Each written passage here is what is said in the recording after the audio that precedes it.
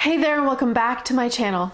So today I'm doing actually kind of like a redo of one of the first videos I ever filmed on this channel and one of my most watched. I will put the original version of this in the description box below if you're interested. It's like such a mind trip to look back at that, but I thought I would do an updated one. You guys, if you've been subscribed or watching me for a very long time, then it's no shock that I am a fan of a powdery fragrance. I think fan is putting it lightly. Like, I adore powdery fragrances.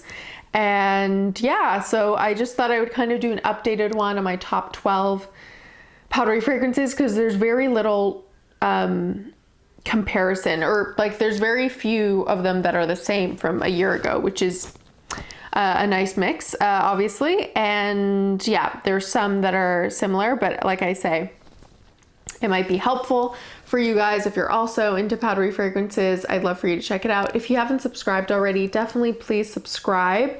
It really helps out my channel and lets me continue to make videos for you guys. So we're gonna get into it. I've got 12 to go through. I'm not gonna be spending, hopefully, a lot of time on every single one, but if you have any questions or you'd like to have an in-depth review on any of these, then definitely let me know. So the first one I'm gonna start with is simply Eau de Parfum Poudrée by Jill Sander. I love this fragrance. This is a really unique take on it. I'll let you know which ones I feel like are more unique than others. This one, I feel like what's the best part about it is how it manages to be powdery and soft and sweet while not really leaning in towards like any other fragrance in that category, if that makes any sense.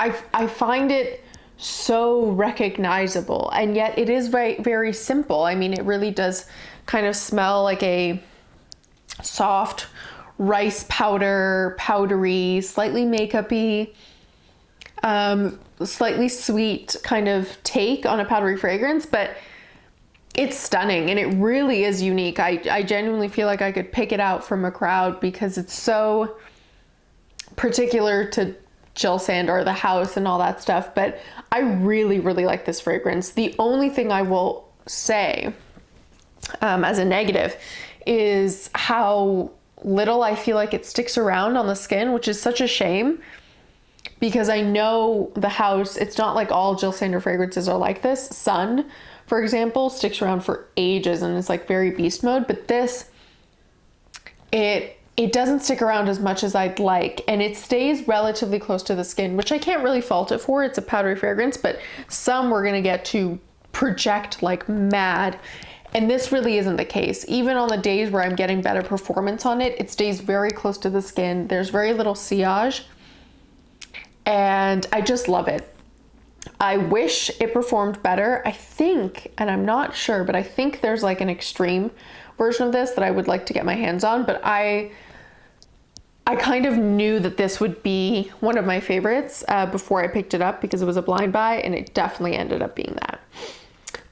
Another fragrance that I've loved for years and years, and it's like a part of me at this point, so I had to include it, is Insolence. I chose the Eau de Parfum just so I would only bring one from the whole range, but yeah, it's stunning. It's a very candied violet powdery take, so it does have that kind of floral, very, very sweet candied floral take to it, but violet in and of itself usually lends itself to being powdery. I mean, it can be more jammy, it could be just very floral and green, but it has the tendency to become powdery, and this is such a beautiful take on this, you guys. I love Insolence. You guys know this. I had to include one. I chose the Eau de Parfum because I think it was going to be between this and the Eau de Toilette, and this one I've been leaning towards it more ever since I picked it up, so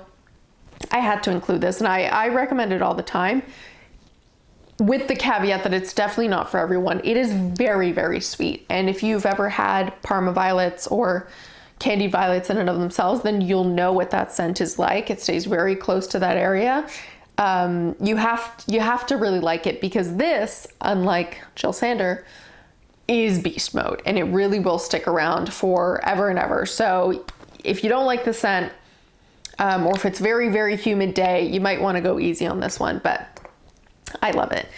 And then another case where I just wanted to pick one from a collection or a house is the Narciso fragrances, because Narciso Rodriguez really, for a good portion of their fragrances, they are musky, like they're quintessential musk. And so I didn't want to pick, you know, all three of mine that have that scent. I picked my favorite of the three, which is the Poudrée. It's Narciso Poudrée. I love this. It is so, again, very long lasting. Sticks around forever, is very fuzzy. It kind of feels like a warm, powdery hug on like a fuzzy sweater. So I really, really do love this one, and I recommend it almost immediately to anyone who tells me that they like a powdery fragrance. This is one that you definitely have to check out.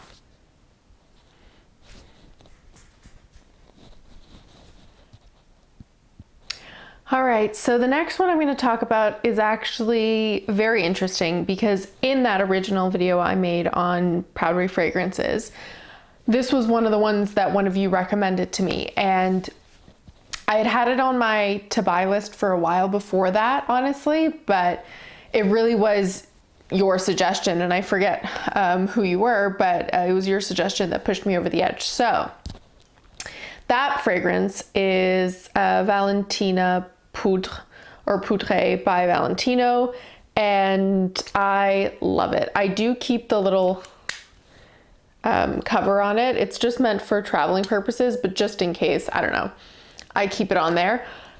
I love this fragrance, you guys. This is a very, again, a very unique powdery fragrance. I feel like I can pick it out from the crowd. It doesn't remind me of any of the others, and it's the most face powdery, I would say, out of all of the powdery fragrances that I own, even outside of these top 12. This is the most faced powder like, and I just think it's stunning. This, when I got the bottle, I was really shocked because I didn't realize this flower was ceramic. I thought it was like this suede soft thing, but it's actually an interesting bottle. It kind of is all painted in this ceramic. It's like very blush, like dirty pink, and I love this scent. I really think it has kind of this perfect balance in terms of its performance, but in terms of a scent, I love that they didn't go very sweet with this. It's got a touch of sweetness for sure, but it really does smell like vintage face powder. Not like Airspun, not as strong as how Airspun smells, but definitely it has like a cosmetic feel to it. And part of what I like of powdery fragrances is that cosmetic feel. Not all of them have that, but I do like a fragrance that has a cosmetic scent to it. I just always have, ever since I was little. I love the smell of makeup, and whether it's scented to smell a certain way, if it's like fruity or sweet or anything, but definitely like older makeup that I think people from my generation or younger than me are definitely not into. Even people that are older than me are kind of over that smell, because it is kind of more of a vintage smelling thing, but I love it. And to get to smell like it, oh my God, it's such a dream. So I'm really, really into that. I've never picked up the other ones that look like this. I think there's one that's like myrrh and one that's pink and all that stuff, because I've just been worried that note-wise it's not going to be my jam. But because I love this so much, I get drawn into by those bottles that just look like this in different scents. But this, if you like a powdery fragrance that leans kind of face powder cosmetic side, I definitely recommend that. Then we get to a scent that I actually mentioned in that original video, and it's Glossier You. This is a very unique take on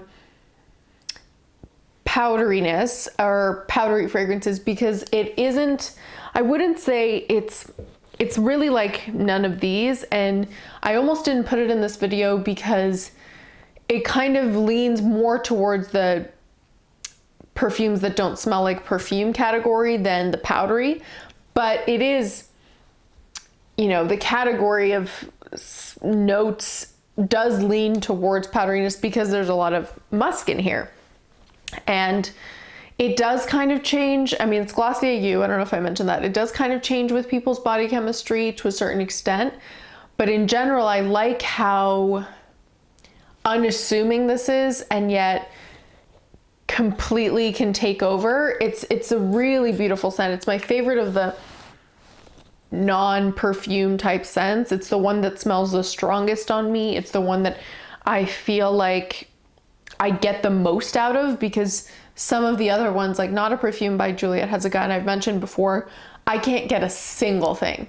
Like, it literally smells like I'm spraying water on me, whereas this it's got a woodiness to it, and a little bit of pencil shaving, a little bit of musk and powderiness, but it's not sweet, and it definitely leans a lot more towards woody pencil shaving musk than like true musk, not a sweet or cosmetic musk in any way. So I really, really like that one, and I recommend it all the time to people who just want kind of a more, I don't even want to say soft, because I definitely, whenever I wear it, people comment on it. So it's not as if it sits as close to the skin as you think it does. People can smell it on you a lot stronger than maybe you can smell it on yourself. Then we get to one of my favorite fragrances of all time. I haven't worn it in a while, but I was wearing it a whole bunch for a while there. And this is True Lust by Etat Libre. I love this. This is an interesting fragrance because I feel like the mixture of all the notes that are in this change it up. And some days it smells more powdery. Sometimes I get more of that leather.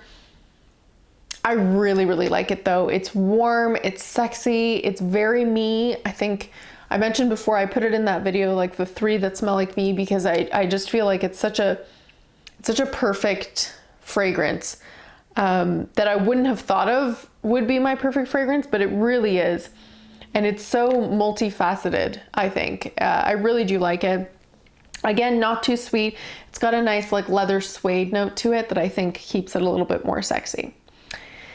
Then we get to kind of a soapy powdery, and the first one that came to mind for soapy powdery was Clair de Musc by Serge Lutens. And this, I've said it before, like the best description of this is if you've ever smelled vintage or very classic smelling French milled soaps, this is exactly what it smells like.